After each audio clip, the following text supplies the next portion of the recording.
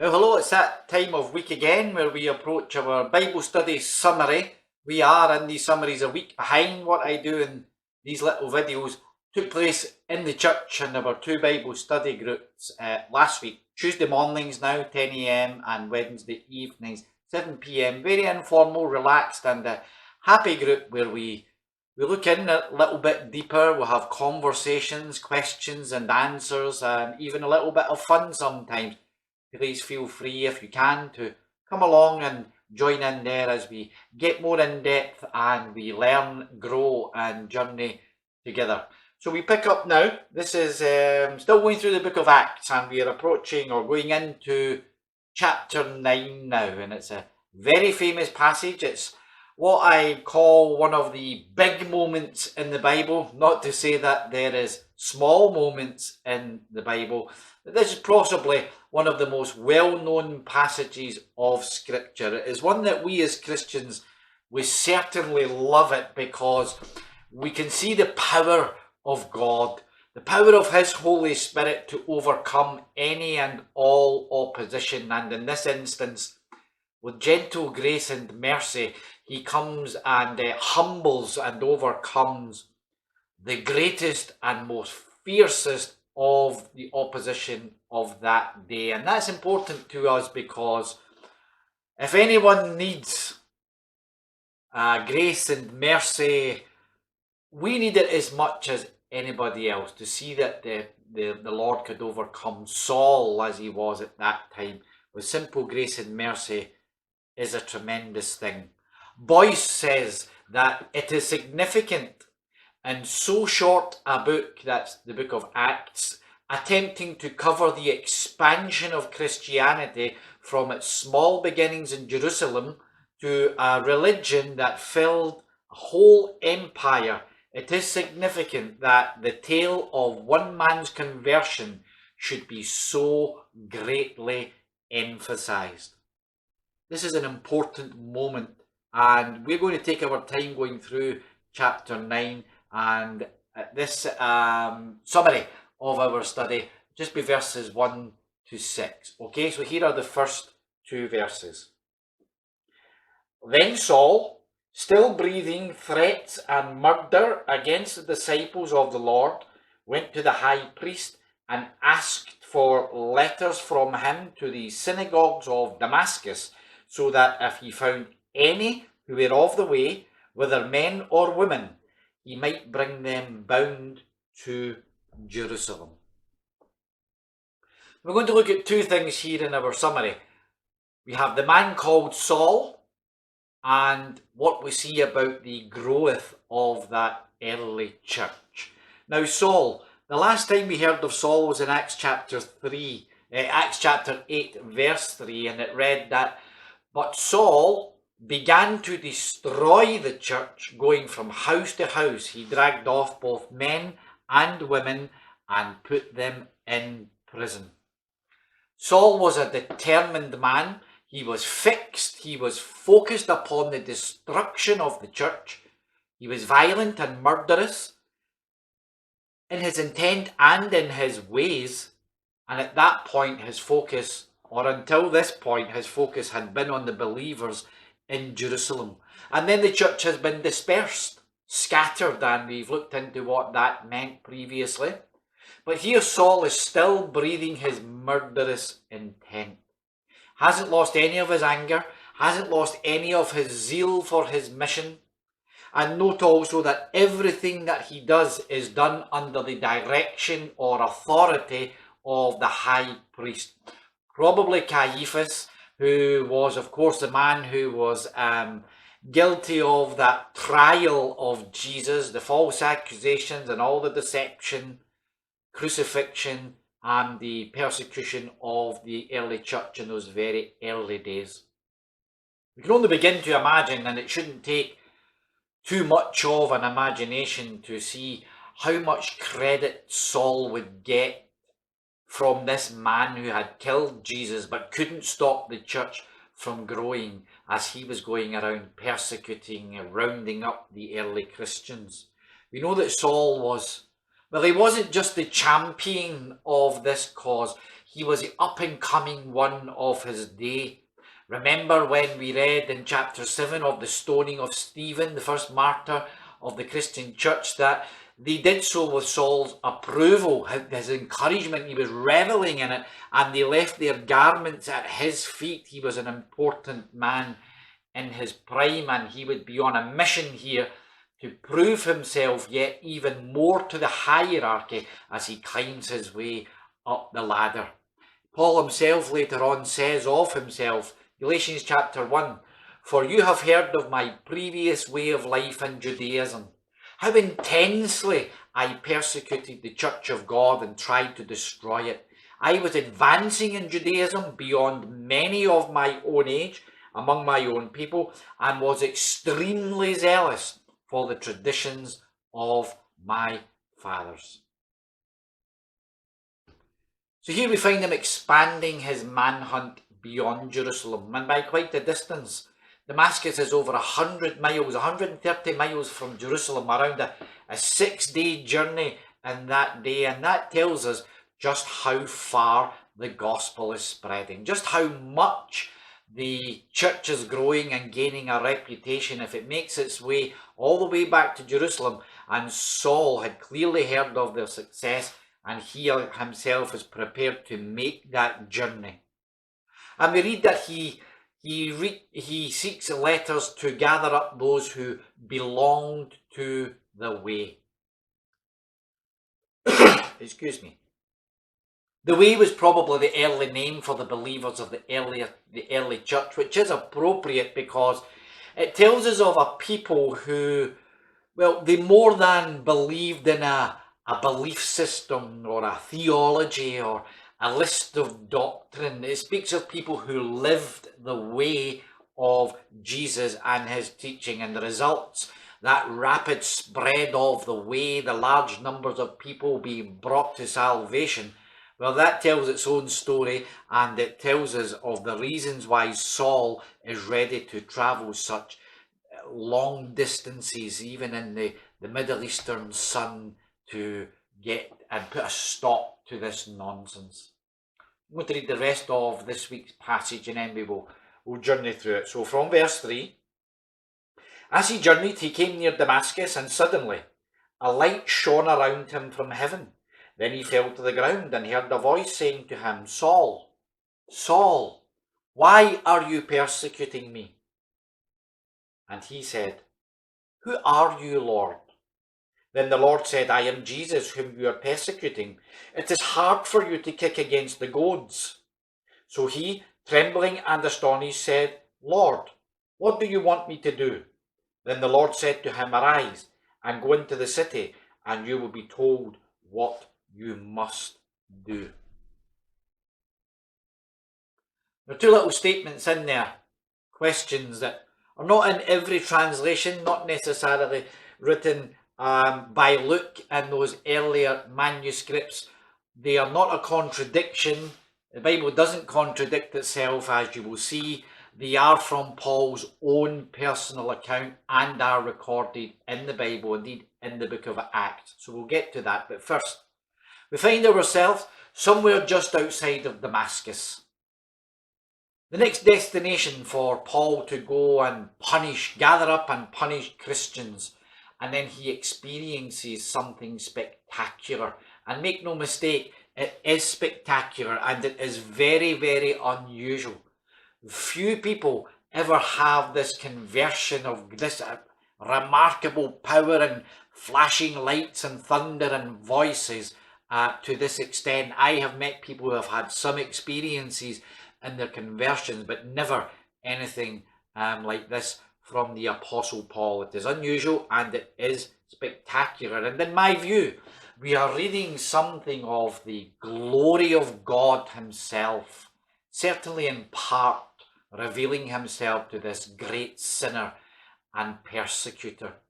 So we read that a light shone and Paul fell to the ground. Now, Paul later recounts that this experience occurred at midday when the sun was at its height at its brightest, and yet this light was beyond the intensity of the midday sun itself. Now just think about that. Go and try and look at the midday sun and not come away from it blinded. And this went past that, overwhelmed the midday sun.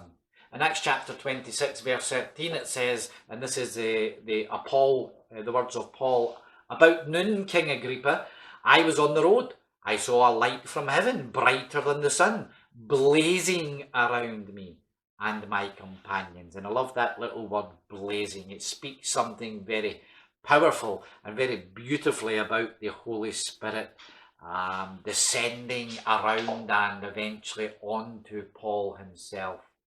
And his life changes. His mind changes. Very important. We're looking at someone being born again, entering into a new life. His mind changes and his understanding changes. Verse 4 we've read, he fell to the ground and heard a voice say to him, Saul, Saul, why do you persecute me? Now the Jews believed that the voice of God could no longer be heard. From the end of the Old Testament to the beginning of the New, there's 4 centuries pass of utter silence from God. After the days of the great prophets, the Lord has simply stopped speaking to them, and the voice of the Lord could not be heard. But here Paul, well, his understanding, his mind has changed because he learns that this is not so. One can, as Paul has just done, literally hear the voice of the Lord speak directly to them. Now we know that we can hear the Lord speak to us, not necessarily like this, but nevertheless Paul's mind and his understanding has been changed. And more than that, he thought he was serving and honouring God by searching and persecuting these people. He was fully fixed on the fact that he knew what he was doing, why he was doing it, and the Lord would be well pleased. Why do you persecute me?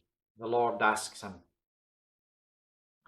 Now, along with a change of mind and a change of understanding, again, that's coming Paul's way, there's 2 small words jumping out of that question.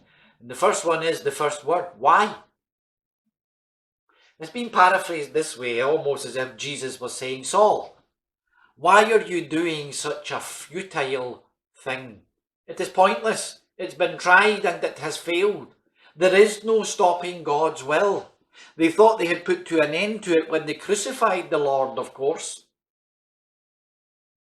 Remember, many were being convinced that Jesus was God.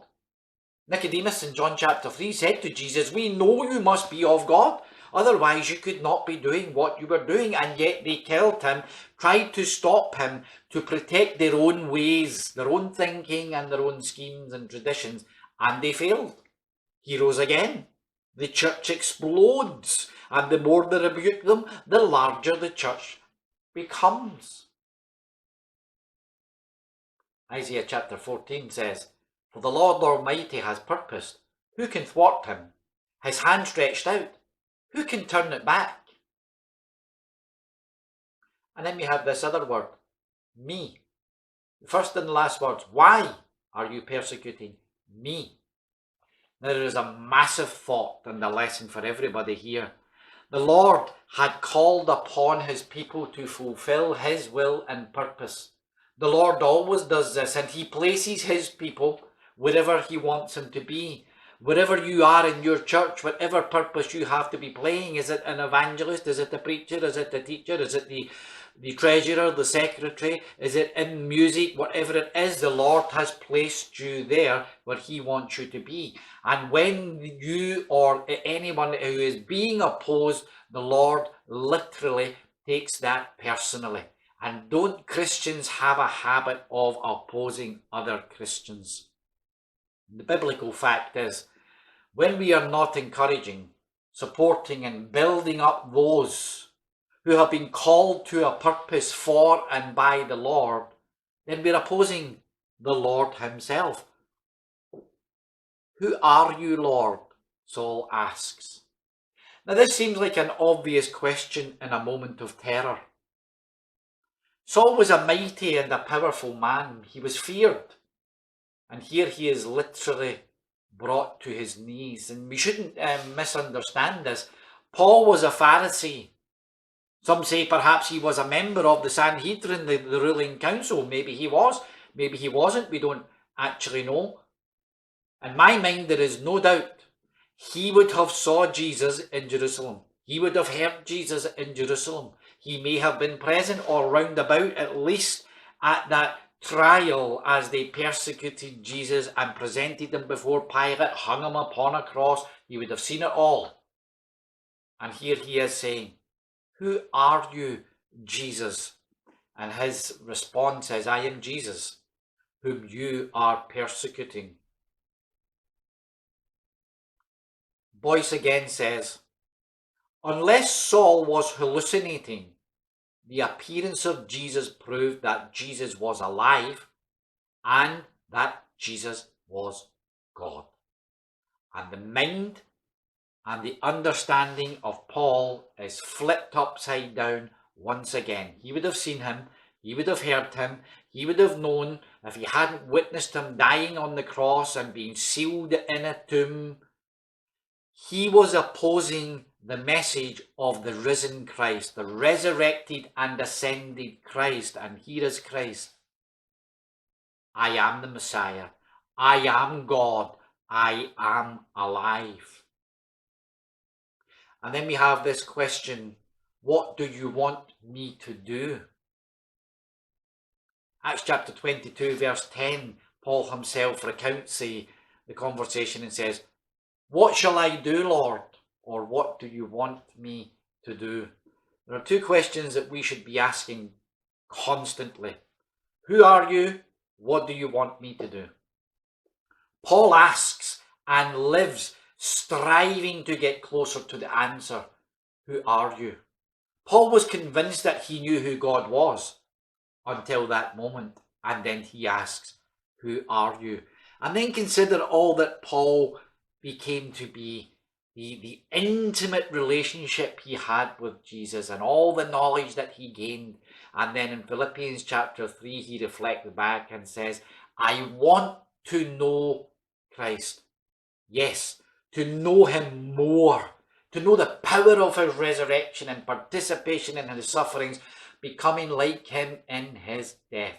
Even Paul says, I want to know him more. I don't know how much you know Jesus and how much you know of him, but it's not enough. Who are you? Give me more. And then we should be asking every day, what do you want me to do?